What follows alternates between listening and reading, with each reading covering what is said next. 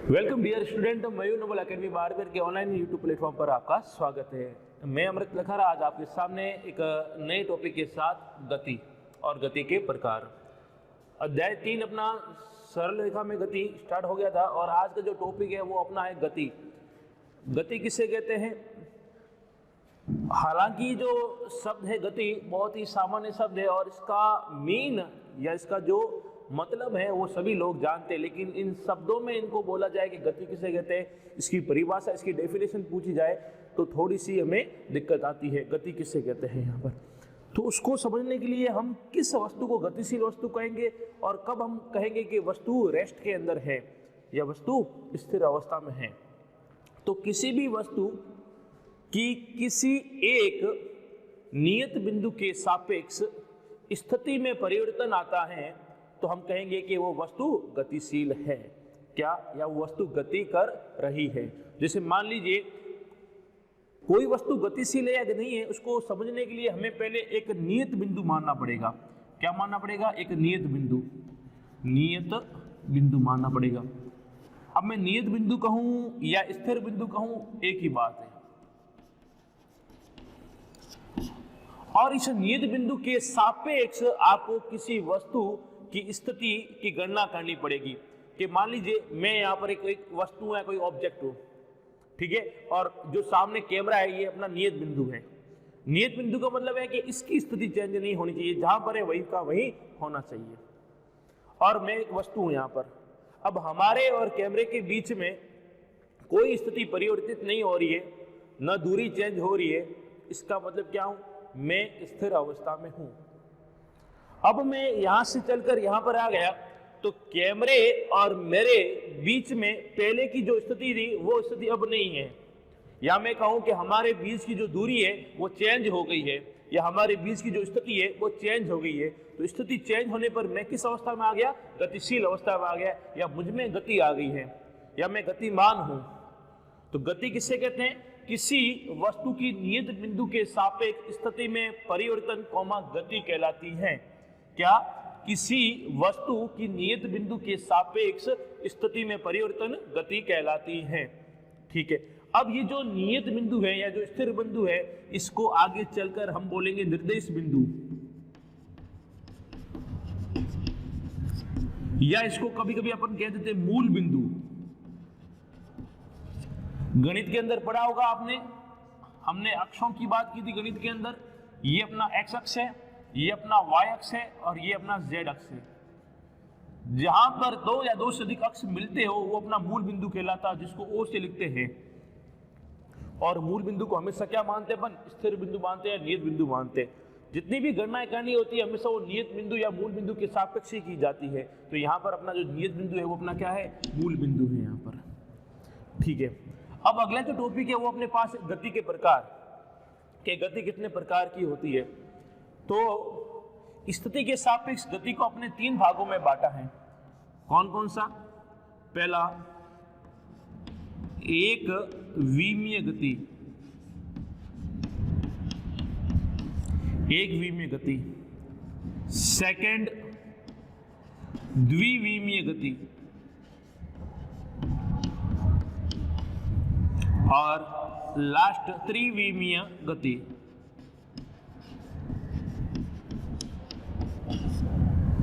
गति कितने प्रकार है? 3 प्रकार है। एक विमीय गति, द्विविमीय गति और त्रिविमीय गति। अब ये विमीय गति क्या है? एक, द्वि और त्रि। एक का मतलब एक है, द्वि मतलब 2 है, त्रि मतलब 3 है। यहाँ पर सर विमा का मतलब क्या है? विमा का मतलब यहाँ पर सिंपल तो कह सकते हो, अक्ष को कह सकते हो। अब ये क्या चीज होती है इसको यहाँ पर अपन देखेंगे।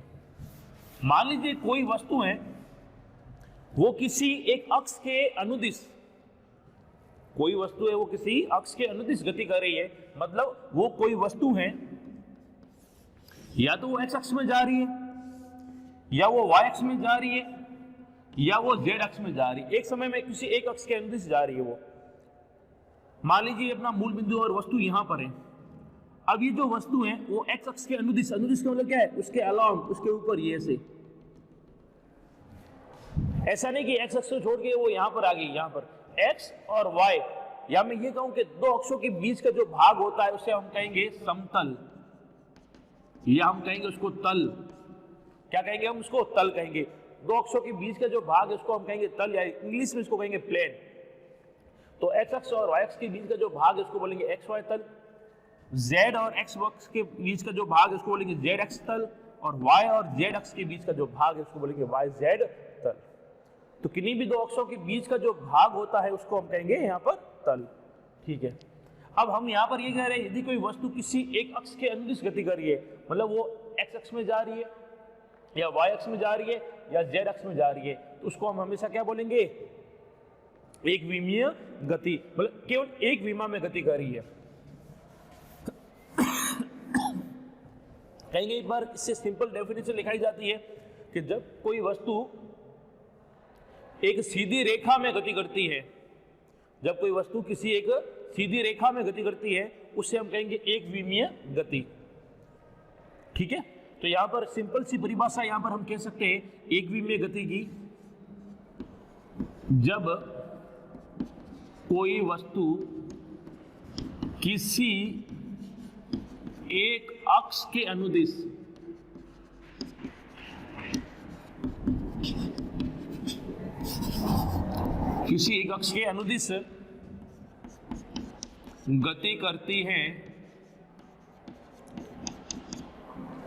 गति करती है तो एक विमीय गति कहलाती है यहां पर। ठीक है, अब एक विमीय गति के अंदर यदि वस्तु एक्स अक्ष में गति कर रही है तो उसका केवल एक ही निर्देशांक होगा, वो होगा एक्स। उसका वाई निर्देशांक क्या हो जाएगा? शून्य, और जेड निर्देशांक भी क्या हो जाएगा? शून्य। यहां पर इस बात का हमेशा ध्यान करना, क्योंकि जब वस्तु एक्स अक्ष में चलेगी तो उसका केवल एक्स निर्देशांक ही होगा, या एक्स निर्देशांक के अंदर ही चेंज आएगा, वाई शून्य और जेड भी शून्य। और यदि कोई वस्तु वाई अक्ष में जा रहा है तो उसका एक्स शून्य होगा, वाई कुछ न कुछ होगा और जेड शून्य होगा, और जेड पे जा रहा है तो जेड कुछ होगा, एक्स और वाई दोनों के मान क्या होंगे? शून्य होंगे यहां पर। इसका एग्जाम्पल क्या एक विमीय गति का? सीधी पटरी पर ट्रेन का चलना, सीधी पटरी पर ट्रेन का चलना। हमारे दिमाग में आता है सर ट्रेन की पटरी मुड़ी हुई हो, तो हम मुड़ी हुई की बात नहीं कर रहे, हम सीधी पटरी की बात कर रहे हैं। मशीन की सुई है, आपने जब मशीन की सुई को चलाया होगा तो मशीन की सुई की जो गति होगी वो केवल एक अक्ष के अनुदिश होती है, ये। तो ये भी किसका एग्जांपल हो गया? एक विमीय गति का। ठीक है, आगे लेके चलते द्विविमीय गति। अब हल्का हल्का आपके दिमाग में आ गया होगा कि सर किसी वस्तु की ऐसी गति जो दो विमाओं में हो। दो विमाओं के मतलब क्या? उसके दोनों निर्देशांक चेंज हो, एक्स का मान भी चेंज हो और वाई का मान भी चेंज हो, या वाई का मान चेंज हो और जेड का मान चेंज हो, या जेड का मान चेंज हो या एक्स का मान चेंज हो। या मैं सिंपल शब्दों में ये कह दूं कि जब कोई वस्तु किसी तल के अंदर, अब तल क्या होता है बता दिया था मैंने यहाँ पर, किन्हीं भी दो अक्षों के बीच का जो भाग होगा उसको हम कहेंगे तल। यदि कोई वस्तु किसी तल में गति करती है ना, यदि कोई वस्तु, जब कोई वस्तु किसी तल में गति करती है तो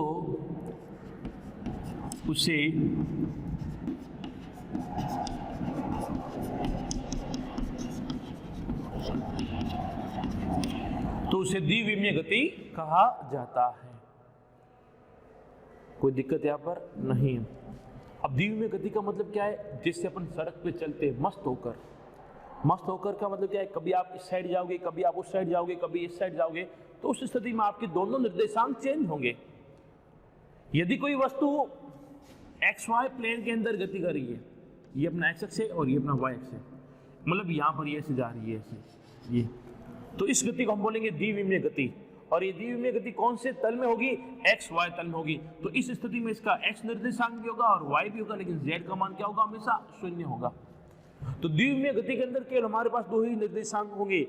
वो दो निर्देशांक कौन से होंगे? जिस तल के अंदर वो गति कर रहे हैं वो तल कौन से दो अक्षों से मिलकर बनाए, उन दो अक्षों के निर्देशांक ही चेंज होंगे अपने पास, उसके अलावा कोई निर्देशांक चेंज नहीं होगा। इसको हम कहेंगे द्विविमीय गति।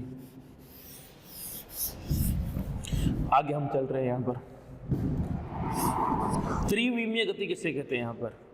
हाँ, अब तुम कह रहे हो कि सर वो जो ट्रेन है वो सीधी चल रही है, बाद में वो मुड़ गई, तो जब ट्रेन पटरी पर मुड़ती है, मुड़ते समय उसकी जो गति होगी उस गति को हम बोलते हैं द्विविमीय गति।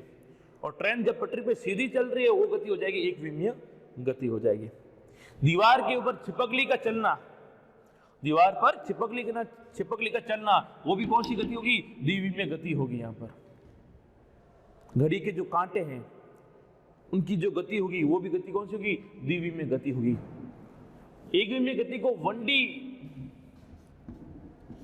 मोशन भी कहा जाता है और द्विविमीय गति को 2D मोशन कहा जाता है। डी का मतलब मोशन, 1D, डी का मतलब होता है dimensional, 1 dimensional motion on 2 dimensional motion. ठीक है, त्रिविमीय गति। अब त्रिविमीय गति का मतलब क्या है, जब कोई वस्तु इस प्रकार गति करे कि उसका एक्स निर्देशांक भी चेंज हो, वाई भी चेंज हो और जेड भी चेंज होता है। मतलब क्या, इस ब्रह्मांड में या इस स्पेस में, स्पेस का मतलब क्या है, ब्रह्मांड अपने आसपास, जैसे मच्छर है या कोई मक्खी है, वो गति करेगी तो वो एक्स अक्ष के अनुदिश में चलेगी, एक्स वाई तल में चलेगी, वाई जेड में तल में चलेगी। जब मक्खी जब उड़ेगी तो उसका एक्स अक्ष भी चेंज होगा, वाई निर्देशांक भी चेंज होगा और जेड निर्देशांक भी चेंज होगा। पतंग को जब उड़ाते हैं तो पतंग को उड़ाने पर पतंग का एक्स भी चेंज होता है, वाई भी चेंज होगा और जेड भी चेंज होगा हर एक क्षण पर। तो जब किसी वस्तु के तीनों निर्देशांक चेंज होते हो तो उसको बोलेंगे त्रिविमीय गति। या जब कोई वस्तु स्पेस में गति करती है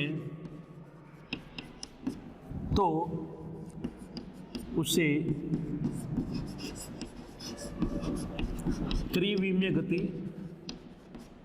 कहा जाता है। और इसके एग्जाम्पल क्या आगे, मक्खी का उड़ना या किसी मच्छर या किसी मॉस्किटो का उड़ना या अपने पास पतंग का उड़ना। मतलब आपको ऐसा लगे कि कोई वस्तु गति कर रही है, उसके एक्स निर्देशांक भी चेंज हो रहे हैं, वाई भी चेंज हो रहे हैं, जेड भी चेंज हो रहे हैं, तीनों एक साथ चेंज हो रहे हैं, तो उसका मतलब क्या है, वो कैसी गति हो जाएगी, त्रिविमीय गति हो जाएगी।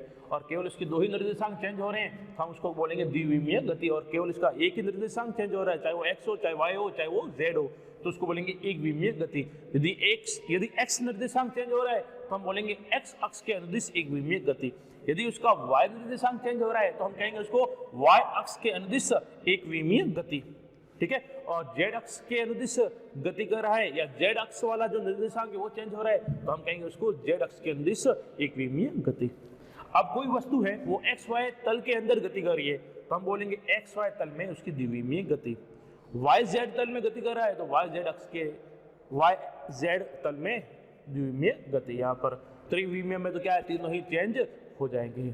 ठीक है, तो आज के इस टॉपिक के अंदर हमने पढ़ा गति किसे कहेंगे, गति के कितने प्रकार होते हैं, ये 3 प्रकार और तीनों के एग्जाम्पल हमने दे दिए हैं यहाँ पर। ठीक है, तो चीजें हैं, थोड़ा सा ध्यान करना और उसको समझना, रिवाइज करना, साथ साथ नोट्स बनाओ, लिखो और कोई भी दिक्कत हो तो आप हमसे पूछ सकते हैं।